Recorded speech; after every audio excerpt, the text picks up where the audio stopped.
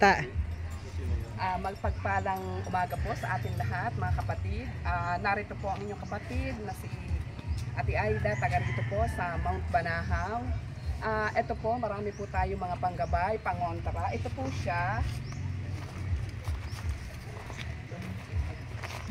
Ito po siya, mga sagradong kahoy ng Banahaw.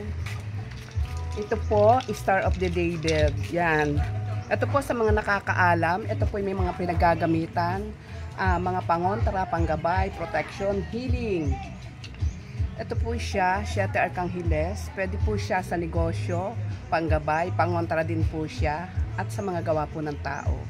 Ito po siya, yan. Yan po mabibili nyo dito.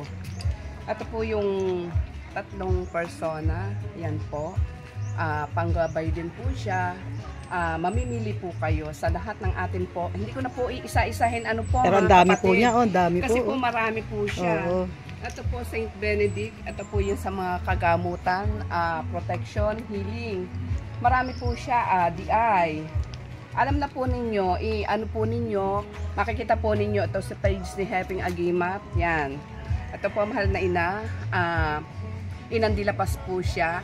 Panggabay, pangangontra. Sa negosyo din po siya magagamit. Taga dito po talaga kayo? Ako po dito pinanganak sa Mount Banahaw. Mount Banahaw talaga. Opo. Ako po yung tuluyan ng maraming tao. Parang sa inyo po inano yung parang may panata kayo sa Panginoon, ganyan. Opo. Ayun. Makatulong po tayo sa mga tao nangangailangan. Yan po. Ito po yung bukas na palad, mahal na ina. Mahal na ina, bukas na palad. Grasya at biyaya po ang dala nito. Kasama po ang panggabay, pan-travel. Pangkalahatan po ito. Opo. Ito po yung isa sa pinakamadami po akong na-i-dispose. Yan po. Ano po kayo? Naggagamot din po kayo? Hindi pa po. Parang yan ang instrumento Ito yung po paggagawa ng iniaano ko ganyan. lang po makatulong tayo Makatulong sa sa mga tao. kapwa. Opo, yan po.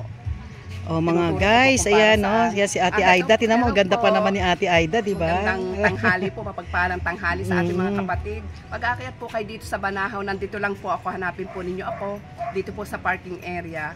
At kung ano po yung maitutulong ko sa inyo. Bye-bye guys! Bye-bye guys!